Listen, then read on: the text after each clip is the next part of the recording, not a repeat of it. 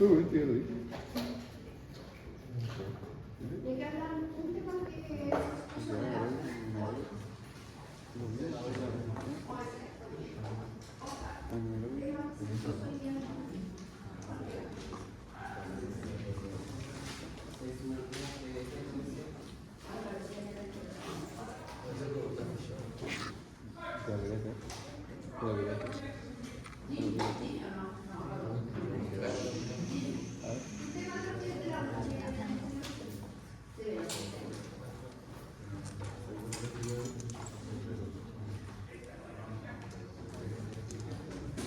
de la universidad, sí, de la universidad y el diagnóstico.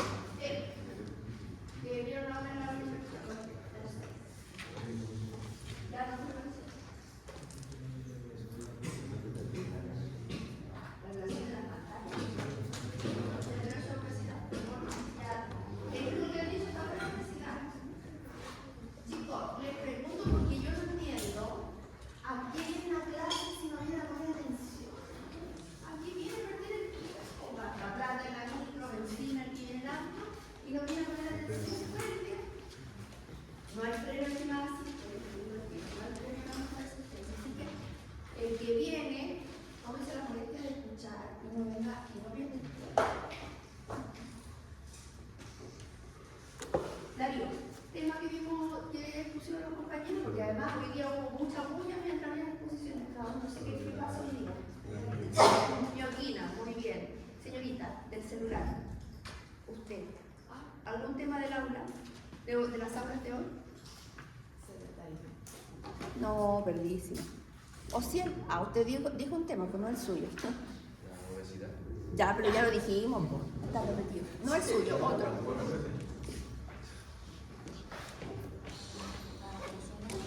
¿Ah?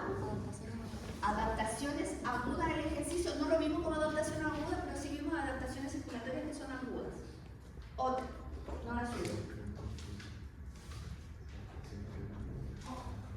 Vimos adaptación aguda, entonces vimos también crónicas, adaptaciones. Ya, solamente para despertarnos y para que se den cuenta que si no van a venir a escuchar y poner atención, mejor que yo en la casa pueden otra cosa, durmiendo, haciendo algo genérico. Ya, entonces, hoy día vamos a hablar de un tema que ya lo vimos la semana pasada, que tiene relación con la capacidad aeróbica y anaeróbica.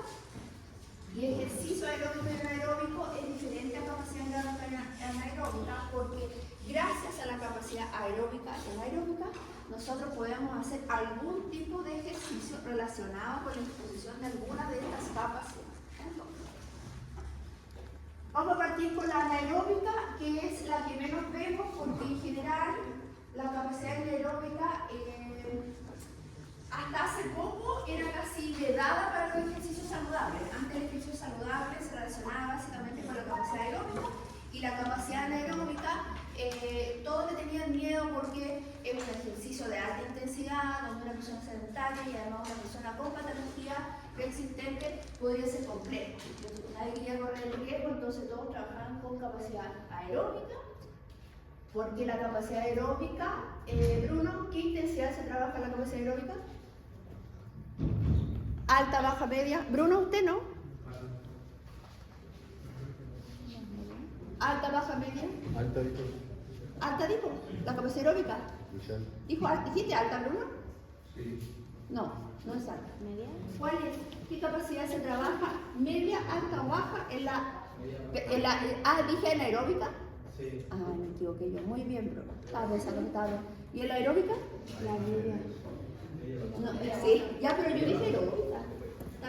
Anaeróbica. Anaeróbica.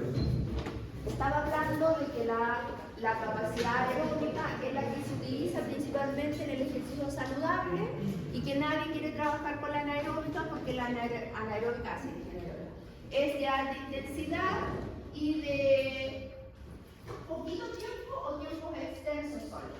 La anaeróbica.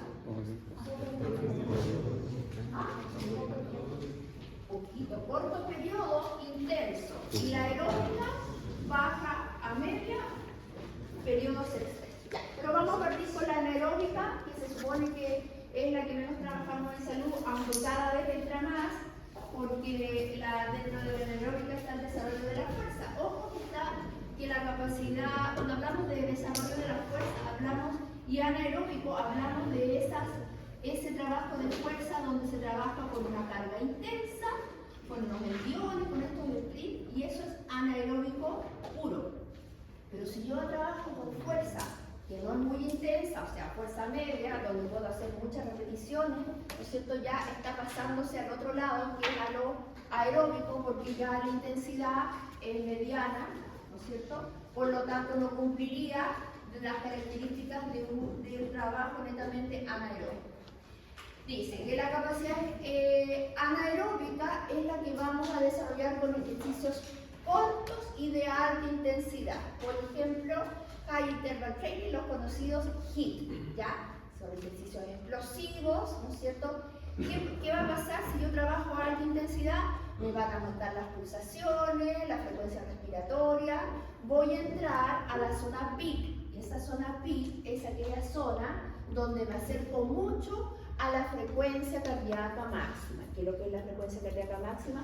Hay una frecuencia cardíaca que cada uno tiene, que cuando yo me acerco a ella, ya estoy más cercano a poder tener una complicación cardíaca, ¿ya? Por lo tanto, cada uno tiene una zona cardíaca máxima, una frecuencia cardíaca máxima, que en términos generales está definida desde hace mucho tiempo como 220 menos la edad, ¿ya? Por lo tanto, 220 menos la edad, el resultado de eso son las pulsaciones que corresponden a su frecuencia cardíaca máxima, ¿ya? O sea, cuando yo estoy haciendo ejercicio debería de controlar de no pasarme de esa frecuencia cardíaca, ¿ya? Cuando trabajo en la zona anaeróbica, trabajo muy cercana a la frecuencia cardíaca máxima. La frecuencia cardíaca máxima se habla que es el 100%, y cuando hago trabajos o prescripciones de ejercicio en relación a la frecuencia cardíaca máxima, digo que, o prescribo en relación a porciones o porcentajes de ese 100%. Por ejemplo, acá se está hablando de que cuando trabajamos en la zona anaeróbica, trabajamos en la zona del superior al 85% de la frecuencia cardíaca máxima, o sea, del 85% para arriba, ¿ya? Para arriba porque podría superar incluso el 100% y ir más allá de este límite que es la frecuencia cardíaca máxima.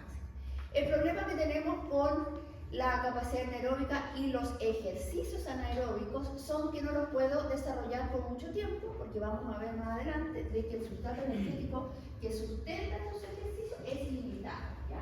Por lo tanto, y además que como se hace a gran intensidad y aumenta la frecuencia cardíaca y la frecuencia respiratoria bruscamente, eso no se puede mantener tampoco por mucho tiempo. Entonces ahí tendríamos un anaeróbico puro, como por ejemplo un levantamiento de pesa y un envión corto, intenso. Entonces cuando no se recuerden de qué se trata los ejercicios anaeróbicos, se acuerdan de un envión y un levantamiento de pesa. ¿Qué tiene de bueno la capacidad anaeróbica? Acelera el metabolismo, mejora la masa muscular y fortalece los huesos, entre otras cosas que tiene la capacidad anaeróbica.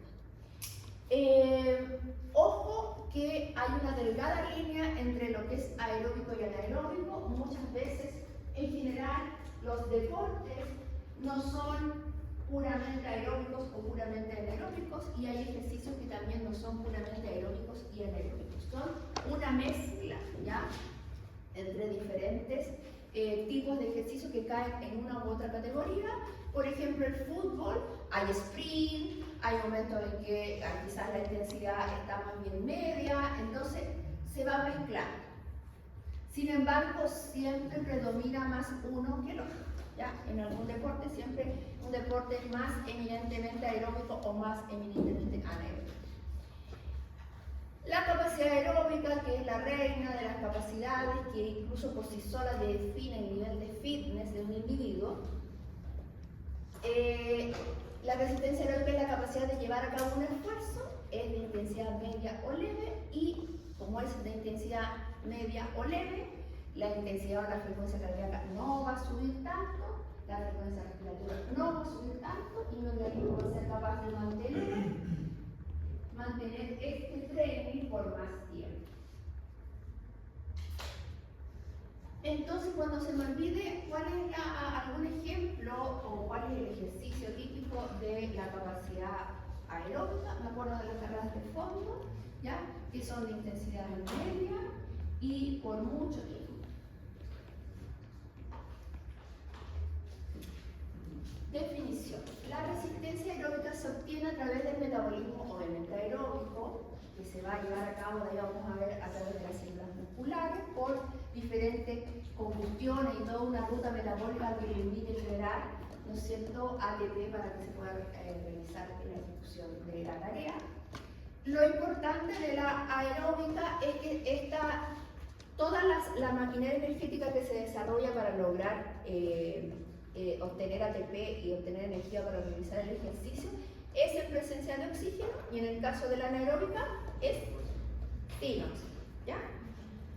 Entonces, ¿qué tiene de particular la aeróbica? Es que los sustratos energéticos que se van a utilizar para obtener la energía van a ser las grasas, los hidratos de carbono y las proteínas, y de ahí vamos a ver que hay algunos que son más importantes que otros, que se utilizan en mayor cantidad que los otros. ¿Qué pasa? ¿Qué tiene de bueno el trabajar la capacidad aeróbica y mejorarla? Mejora la función cardiovascular, ayuda a reducir los niveles de colesterol, disminuye los niveles de hipertensión, de glicemia, y favorece además a un mejor descanso y a mejorar el estado de ánimo. ¿Ya? Por lo tanto, en los casos de indicaciones de ejercicio como coayudante de terapia de salud mental, sería más indicado en los ejercicios aeróbicos que los anaeróbicos. ¿Ya? Ojo que cada vez más se utilizado el ejercicio como herramienta coayudante de terapias de salud mental. ¿Cómo se mide, Bruno? ¿Cómo se mide la capacidad aeróbica? Materia del semestre pasado. El compañero.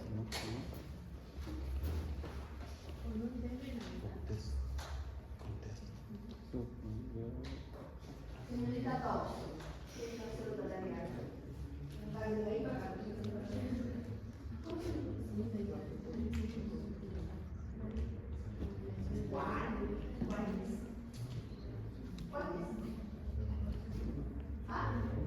Muy bien.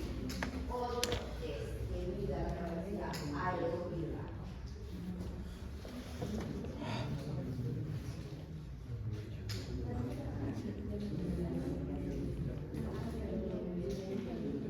Otro tipo.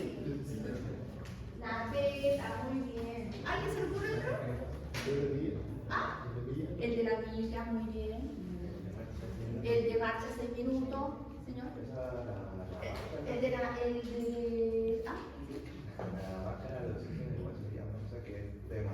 claro, porque todo lo que nombramos recién son test de indirectos, muy bien, y de campo. Y entonces se acordó de que había otros test de medición directa, ¿no es cierto?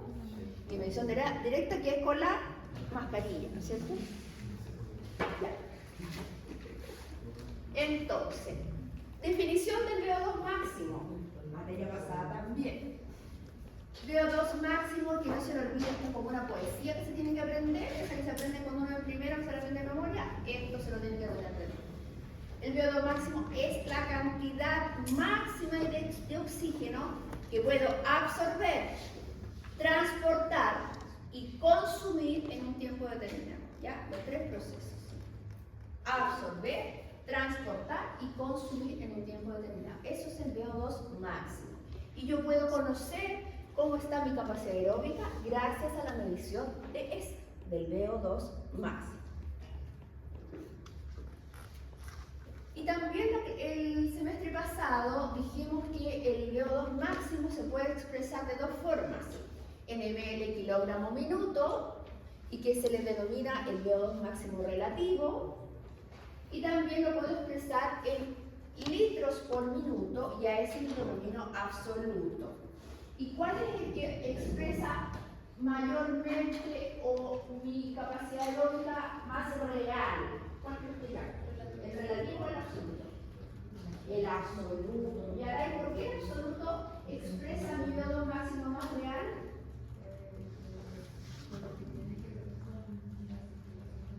No. ¿Y por qué el absoluto es más representativo de mi realidad que el relativo? No, yo no vengo llegando, no te preocupes. Dígame. ¿Cómo resultaba más acertado de la ciudad? ¿Es más acertado? Sí, pero ¿cuál? ¿Y por qué? El absoluto. El absoluto, ya. ¿Y por qué? ¿Por qué es más real, señorita? Yo creo que es relativo porque tiene que ver con el peso. ¿Es relativo o es el absoluto? Yo creo que el relativo porque tiene que ver con el peso de la persona. Ya, pero el relativo está expresado, no incluye el peso. El absoluto incluye el peso porque el absoluto se desprende de la ecuación que yo hice cuando despejé el peso. Si usted da cuenta, arriba está expresado 35, por ejemplo, ml kilogramo minuto. 35 ml kilogramo minuto. Cuando yo ocupo el peso mío propio,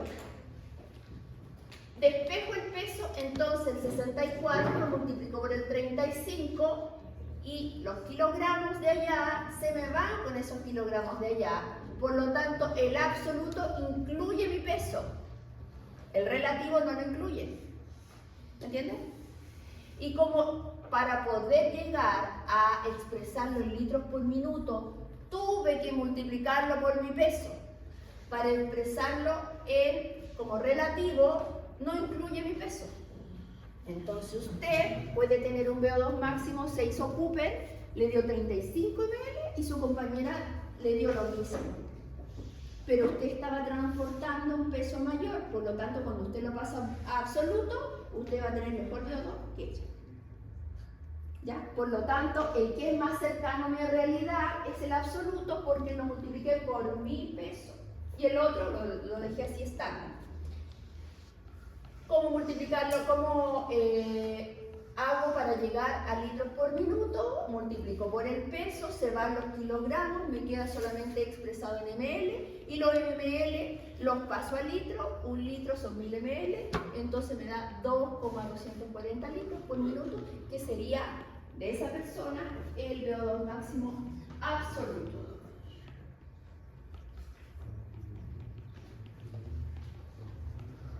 ¿Se acuerdan de un protocolo que se llamaba Bruce? Sí, cada 3 minutos haciendo. Muy bien. ¿Usa usted? Aquí. El Matías se acuerda que cada 3 minutos, ¿no es cierto?, se iba subiendo la intensidad, ¿ya? Y entonces este gráfico lo que demuestra es que es la forma que se aplica a un individuo que va a ejecutar un test, ¿no es cierto?, para medir la capacidad aeróbica. Y este sujeto se va a subir en una cinta sin fin o trembling o rotadora y ese sujeto se le va a aplicar una inclinación que está definida en este lado, ¿no es cierto? Y cada 3 minutos se le va a ir subiendo la velocidad en forma escalonada, ¿ya? A los 3, a los 6, a los 9. ¿Y qué es lo que vamos a hacer? De que este trabajo vaya aumentando paulatinamente la inclinación y la intensidad. Entonces cada vez voy a ir sometiendo a este sujeto a una mayor intensidad hasta que llegue un momento en que el sujeto ya no puede mantener ese aumento de intensidad y de inclinación y el individuo define salirse del test, ¿no es cierto? Y ese es el punto donde yo voy a encontrar el VO2 máximo. Ojo que dijimos el semestre pasado de que los sujetos atléticos que hacen ejercicio regular son capaces de llegar a ese punto efectivo donde respiratoriamente, cardiovascularmente y muscularmente no puedo continuar con ese ritmo, con esa intensidad. Y entonces en ellos verdaderamente yo puedo ubicar el VO2 máximo. Porque en sujetos sedentarios lo más probable es que detengan la prueba no porque ya su corazón los demás, o su sistema respiratorio los demás, sino que muchas veces sus piernas ya lo dan más porque no están adecuados a un ejercicio, por lo tanto ese es solamente el pic, ¿no es cierto?, del VO2 y no es realmente el VO2 máximo. ¿Ya?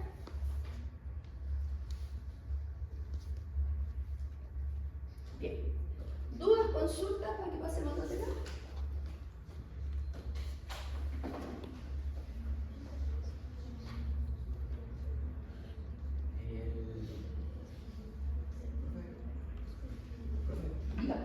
Se pasó como evaluar el sistema aeróbico y el anaeróbico, ¿cómo se puede evaluar? En el aeróbico hay varios test para evaluarlo, como por ejemplo el test de Ruffier, ¿ya? ¿Qué pasa? Que en ejercicio saludable prácticamente no trabajamos el sistema anaeróbico, ¿ya?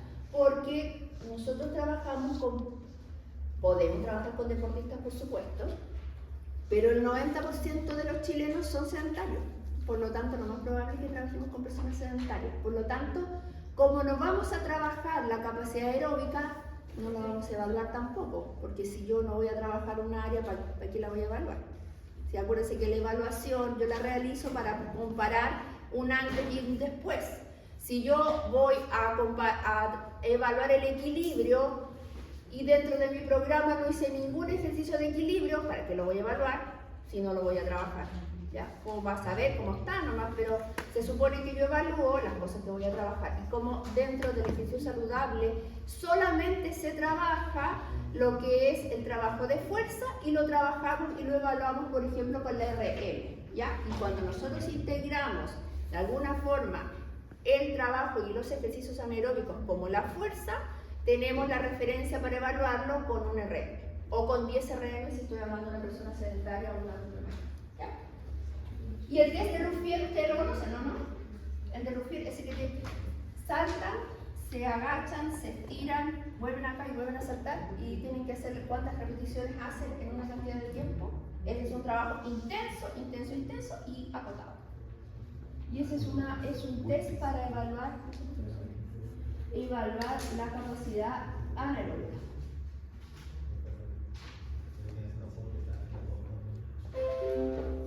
Ya.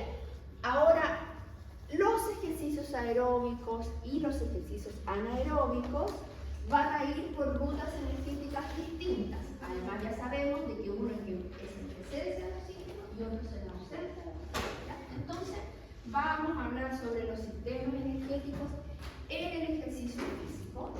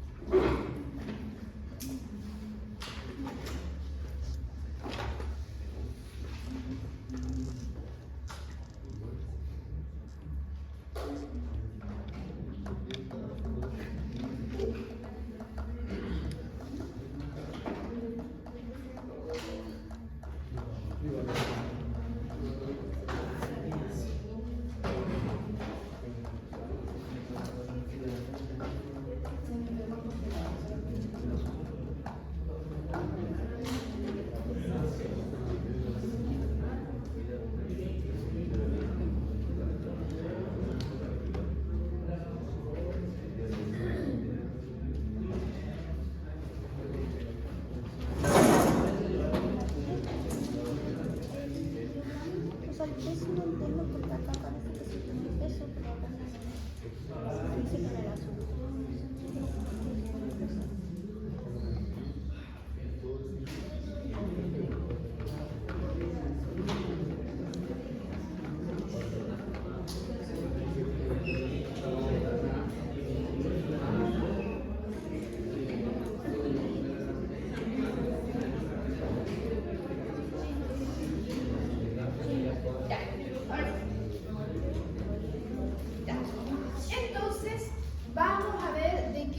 Cuando yo realizo un ejercicio, ¿no es cierto? El ejercicio podría ser de dos tipos, podría ser de tipo aeróbico y de tipo anaeróbico.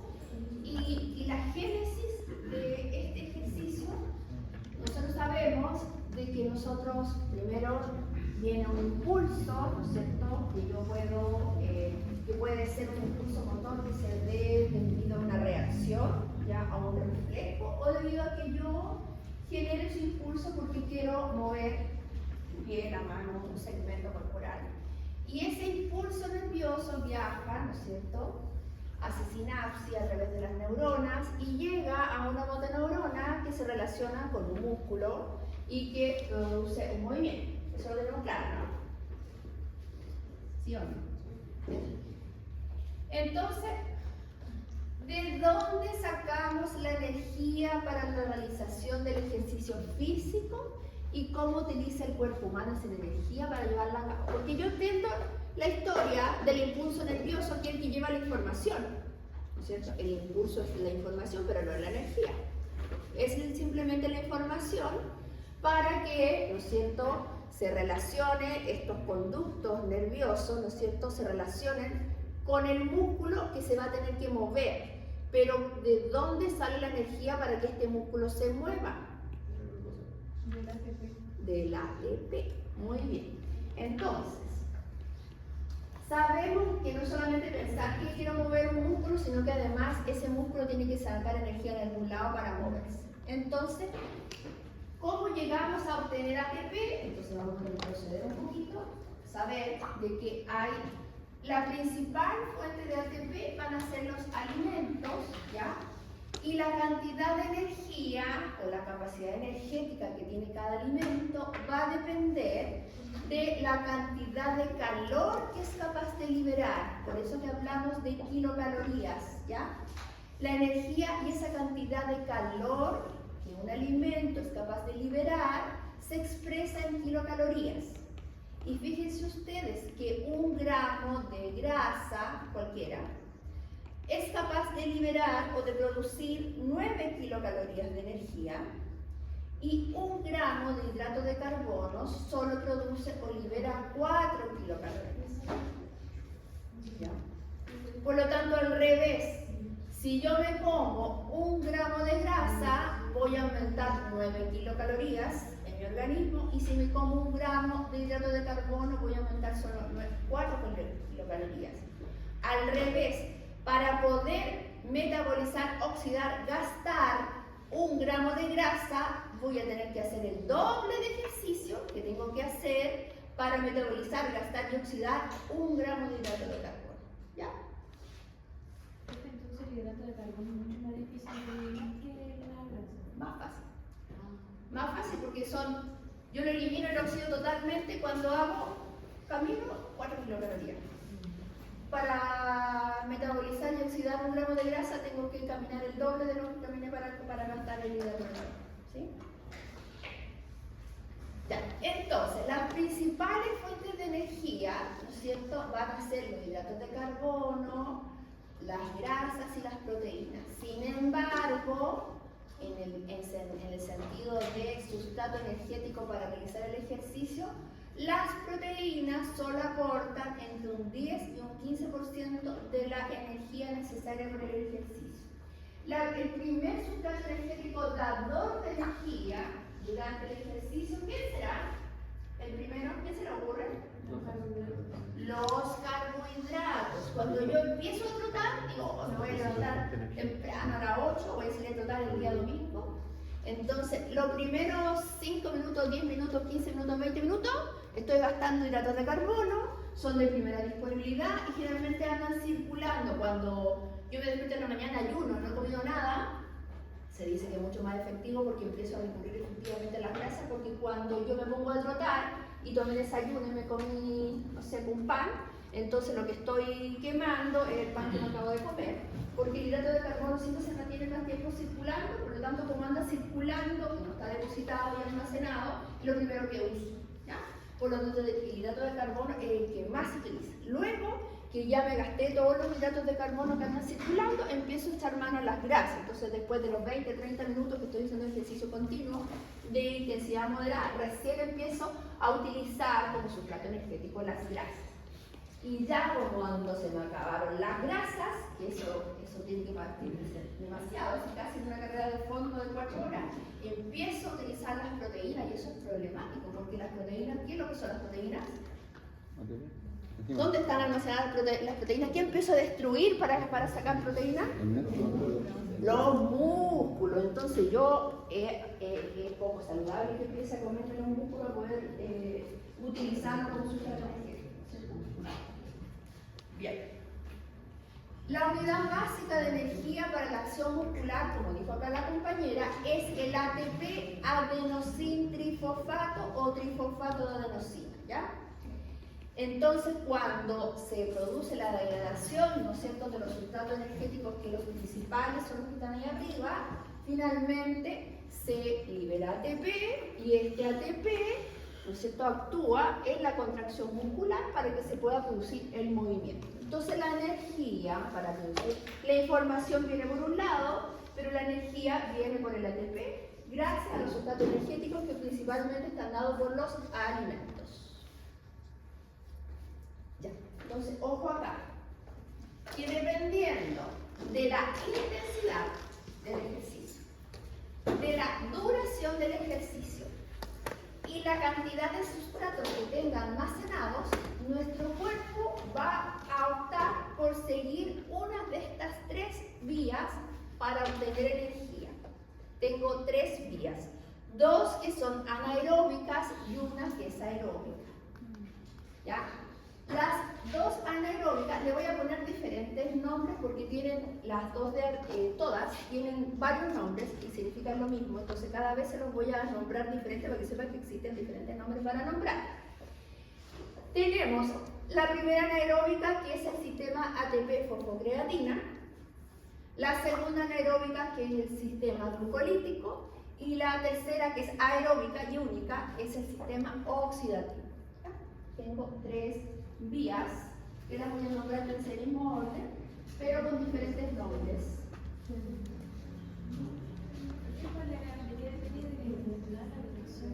Y la cantidad de sustrato almacenado.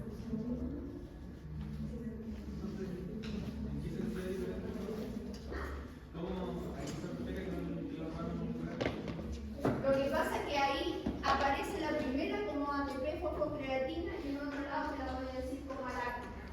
Y es lo mismo, a eso me refiero. Te advierto de que le voy a poner otro nombre que significa lo mismo. Para que sepas que la primera ruta, ¿no es cierto?, la ATP fosfocreatina también tiene otra forma de llamarse. La segunda también. Ya. Entonces, el objetivo principal de todas las rutas energéticas es sintetizar ATP y los principales son los hidratos de carbono, grasas y proteínas. Para sintetizar ATP no son los únicos, ¿ya? Y entonces, dependiendo si es una proteína, si es un hidrato de carbono, si es una grasa, van a haber diferentes vías, ¿no es cierto?, reacciones químicas para lograr sintetizar ese ATP. Entonces, nuestro organismo afortunadamente tiene la capacidad de almacenar estos sustratos, que a veces no es tan bueno almacenar, ¿no es cierto?, cuando empezamos a inflar tanto almacenar. Ya, pero los puede almacenar, pero eso significa que están disponibles para que nosotros lo utilicemos. Es capaz de utilizar estos sustratos energéticos, o sea, cuando ya los tengo almacenados, luego los puedo liberar para poder utilizarlos, ¿ya? Y para ello tengo sistemas especializados y rutas metabólicas para usarlos y llegar finalmente a este ATP que me va a permitir hacer el ejercicio que es lo que yo quiero. Entonces, una explicación práctica para que no se nos olvide, porque yo les digo, entonces necesito energía y la energía es el ATP, es gracias al ATP, pero igual queda como medio esotérico, así como mágico, ¿no? Y el ATP, ¿y qué hace el ATP? Ya, entonces se lo voy a explicar, para que no se olviden mucho. Alguien que tenga un nombre que comienza con A, usted, ahí, venga.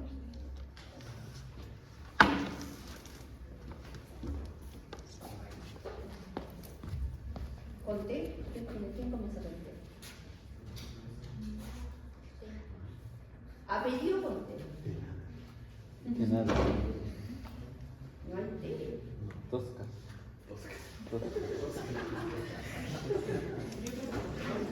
Tiare, la tiare espectacular. Y ¿qué empieza con T? Un hombre, a ver. Guitarra, la pizarra. Pero un hombre, el Pablo, Juan Pablo. Ya.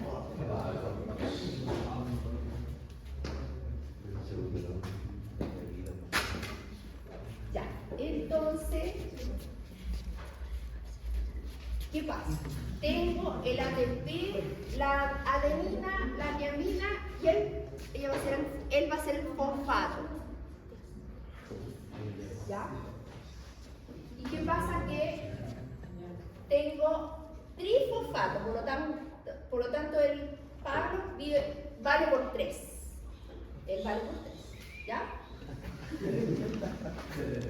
¿Qué pasa? ¿Y de dónde saca la energía el ATP? ¿Qué pasa? ¿De dónde sale? ¿Alguien sabe? No depende del género.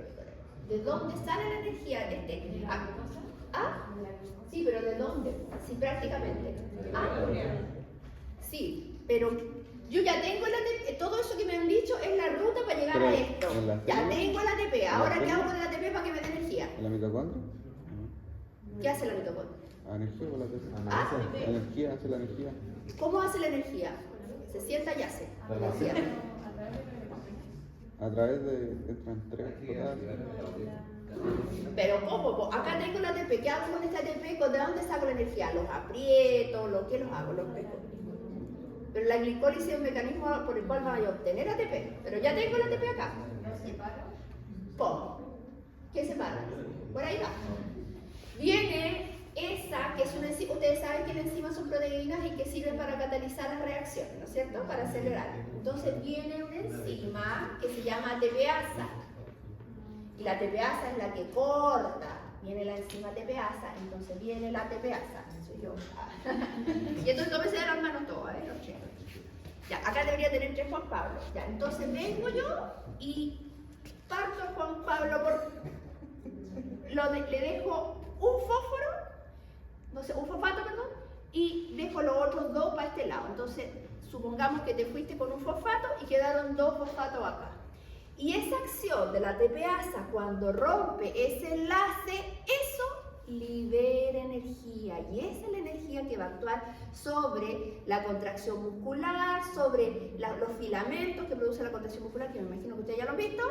Y eso de ahí sale la energía para que se produzca el movimiento.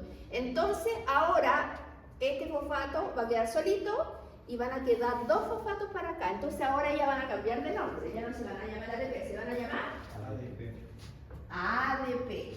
Muy bien, ADP, porque quedaron, ¿no es cierto?, solamente con 2 fosfatos y este fosfato quedó solo. Entonces cada vez que yo quiero generar energía, tengo que tener un trifosfato, la ATPasa, hacer el corte, liberar un fosfato y ahí se libera energía. ¿Ya? Por lo tanto necesito ATP para generar esto. Y para volver a tener ADP, lo que hacen son otras reacciones que fosforilan, que pescan el fosfato de acá y lo juntan al ADP y vuelven a generar ATP para que nuevamente yo lo corte y libere energía. Muchas gracias por su participación. Ya, entonces ya sé de dónde viene la información para que llegue el músculo y también ya sé de dónde viene la energía que luego va a actuar sobre la actina, la miocina, va a producir la contracción. De ahí viene la energía. Entonces, por eso que yo necesito tantos ATP, porque necesito que la ATPasa se ponga a trabajar y comience, ¿no es cierto?, a romper enlaces y a liberar energía. Ya, entonces, los 2 primeros que tenían otro nombre, ojo allá, por eso que le dije que lo iba a llamar de diferentes maneras, el que se llamaba ATP fosfocreatina también se llama anaeróbico aláctico, ¿ya? Y el glucolítico se llama anaeróbico láctico. Y estas 2 rutas, que son las mismas que las anteriores, hacen su acción en el citoplasma. Y la última, ¿no es cierto?, que es el sistema aeróbico oxidativo, lo va a hacer en la mitocondria, ¿ya? De la célula muscular estoy hablando. Célula muscular, citoplasma, esas 2 rutas que son anaeróbicas, y dentro dentro de la mitocondria, organelo citoplasmático, dentro de la mitocondria, la ruta aeróbica, ¿ya? Donde, bueno, sé que tengo ahí abajo de cada uno de los nombres los sustratos energéticos. Entonces, en la fosfocreatina o anaeróbico aláctico, el sustrato energético va a ser el ATP mismo y la fosfocreatina. En el glucolítico anaeróbico láctico, el sustrato va a ser el glucógeno muscular. Ambos son anaeróbicos y ambos desarrollan su ruta dentro del citoplasma. Me meto dentro de la mitocondria ahora y entonces tengo el sistema aeróbico, que es en presencia de oxígeno, y los sustratos van a ser los carbohidratos, las grasas y las proteínas, que tienen reacciones como la glucólisis aeróbica, la lipólisis, la beta-oxidación, que van a permitir degradar para llegar, en todos los casos, a generar ATP. ¿Ya? Sigamos. El sistema anaeróbico aláctico o ATP fosfocreatina. Recuerden que el sistema anaeróbico es de baja o de alta intensidad. Cortos, es corto, acotado, limitado, ¿ya? El sustrato que va a tener también se llama sistema de los fosfágenos, ATP fosfocreatina, aláctico o sistema de los fosfágenos, ya van 3 nombres. El sustrato energético es la ATP y la fosfocreatina, donde se realiza la reacción en el citoplasma. La enzima principal, como tiene poquito sustrato, va a ser la creatinfosfoginasa y la ATPasa, que ya la conocí. El primer sustrato del cual se dispone el ejercicio ATP a través del ejercicio y hay muy poca concentración, ¿ya? Eso significa que poco dura la exposición de este sustrato energético de esta vía porque hay poco sustrato, ¿ya? Hay poco en el citoplasma. El ATP es el que más rápido se va a utilizar, está disponible inmediatamente en esta vía y es el que más rápido se va a gastar. No lo puedo mantener mucho tiempo, se me gasta rápido, pero sí lo puedo utilizar aquí. Ya, está disponible inmediatamente. Tiene, gracias a su aliado, que es la fosfocreatina, que es uno de los sustratos, permite mantenerlo un poquito más de tiempo, porque este sistema utiliza directamente ATP.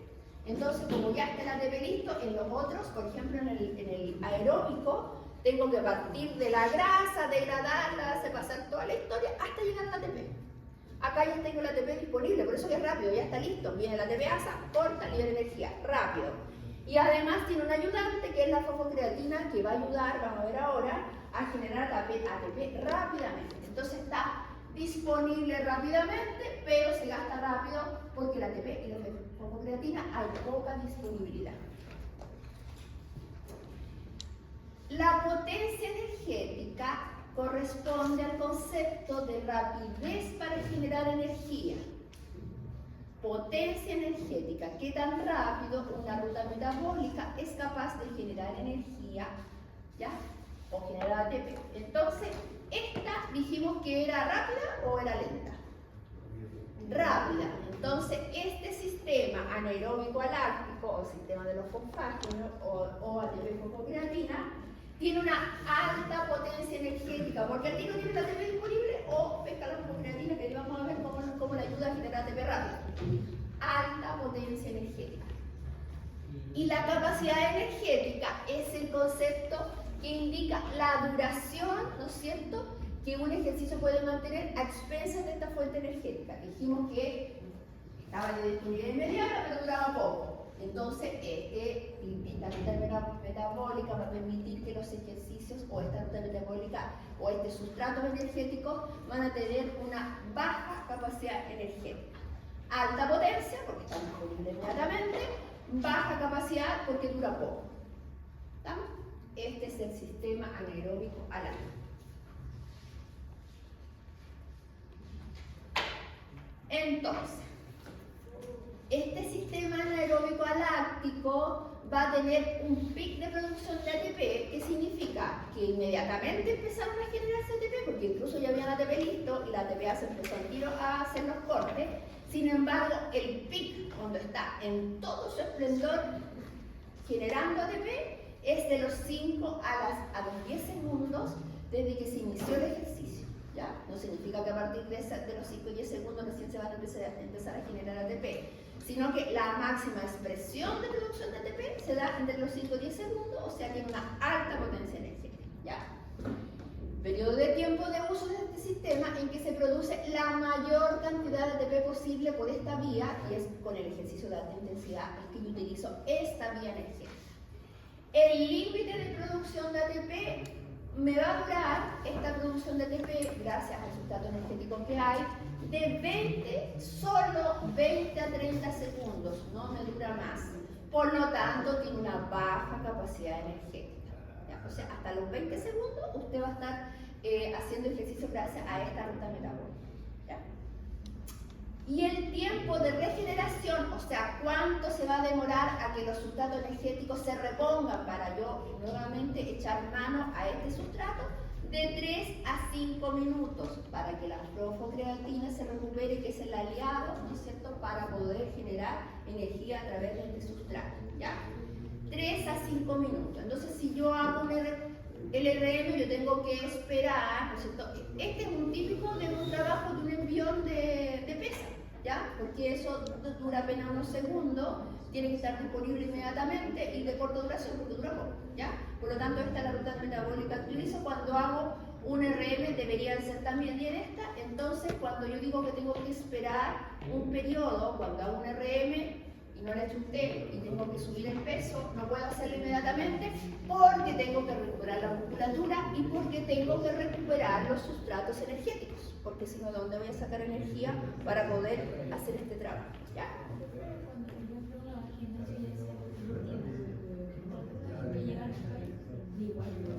Al principio, solamente hasta los 20-30 segundos fue eso. Ahora esto es cuando es de alta intensidad.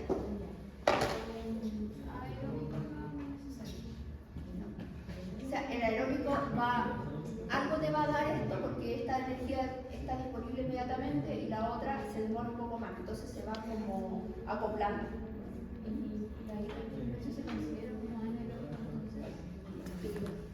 Cuando uno va al gimnasio y entrena peso, no como objetivo, sino que entrena como rutina, se considera Es mezcla, porque dependiendo de qué tanto peso le pongas, es qué tan aeróbico va a ser. Pero cuando ya lo mantienes en el pie, o sea, haces pesa de mediana intensidad, por ejemplo, eso ya es más bien aeróbico.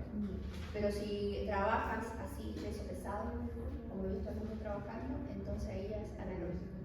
Y por eso tienes que esperar un ratito para volver a hacer otra. Ya. Pero en realidad eso es cuando es alto peso, igual que trabajan un poco peso y no debe ser que esperen 3 a 5 minutos.